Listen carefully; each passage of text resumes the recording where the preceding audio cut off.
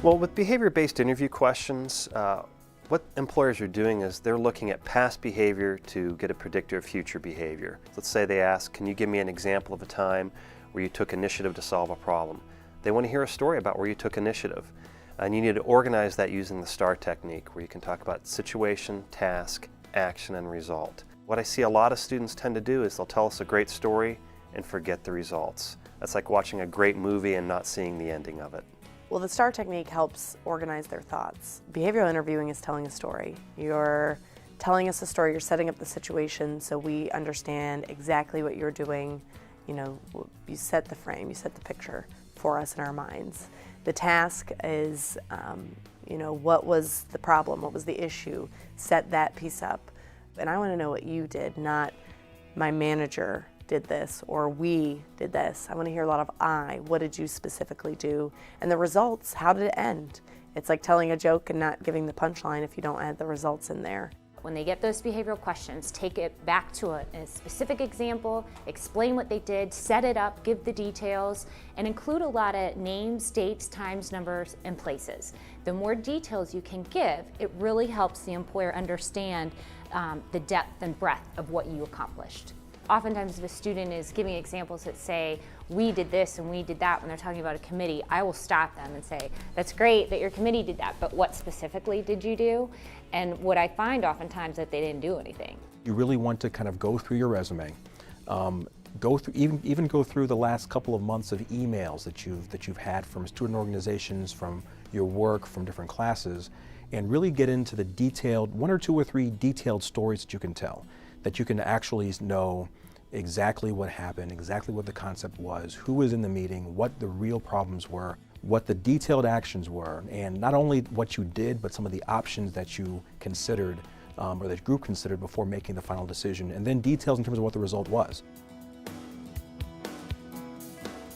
Well, David, can you tell me about a time where you set a goal and you thought you did everything possible to achieve that goal but still fell short? Sure.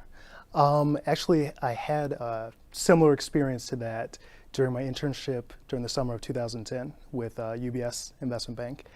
I was working in their global healthcare group, and really one of the first type of tasks that we had was working with one of our major clients on a merger model. So we were doing a pitch for them and coming up with a hypothetical merger situation. And my task was to create the merger model and come up with the analysis so that we could show them our numbers so that it made sense. So one of my senior associates came to me and said, David, this is your task. Go ahead with it. We're not going to help you out. Do your very best, and we'll come to you at the end of the day. So I literally spent the next, I would say, 12 hours of that day working at a computer on my merger model, which I thought, man, I've spent 12 hours. This is going to be perfect. There's nothing wrong with this. And when I finally presented my model saying, we've got accretion here, we're going to make money off of this deal, the client's going to love it, the very first thing they did once I printed it out was take a red pen and cross an X all the way through it. And they said, you did absolutely everything wrong that we were looking for. And although you spent 12 hours, we're now going to have to go and redo this. So me, this is my first week as an intern, sitting there thinking, wow, I spent way more time than any full-time person would actually spend on this. And I did it all wrong. How is this possible? I'm not going to get a job at all. And now all my dreams of doing investment banking are ruined from this one engagement. And what I later realized was the fact that, when you come in, and this is what they told me at the end of the summer once I finally received a full-time offer, when you come in, they understand you don't know everything. You're not supposed to know every single thing about investment banking or your internship in general.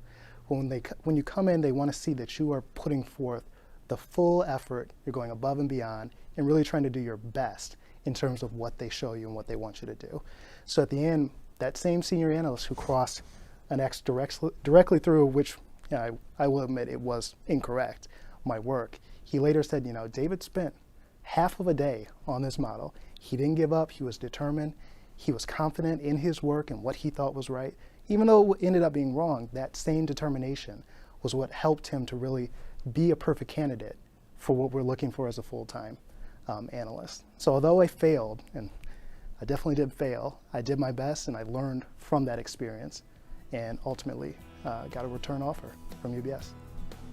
First, the candidate provides information about his project for UBS and the amount of time and work he put into the project, which helps the interviewer gain a real understanding of his efforts and the value of the task. Next, the candidate structured his example using the STAR technique: situation, task, action, results. Situation, explaining his UBS summer internship with the Global Healthcare Group.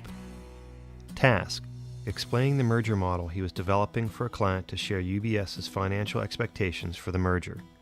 Action, the amount of time and effort he put into the project. Results, the lessons learned from his mistakes and how he overcame these failures to receive an offer for full-time employment. Third, the interview candidate's story was focused on a specific project and experience rather than a story about how he generally overcomes failure. Finally, the candidate's story was specifically about his experience and not a shared story about a team's accomplishments.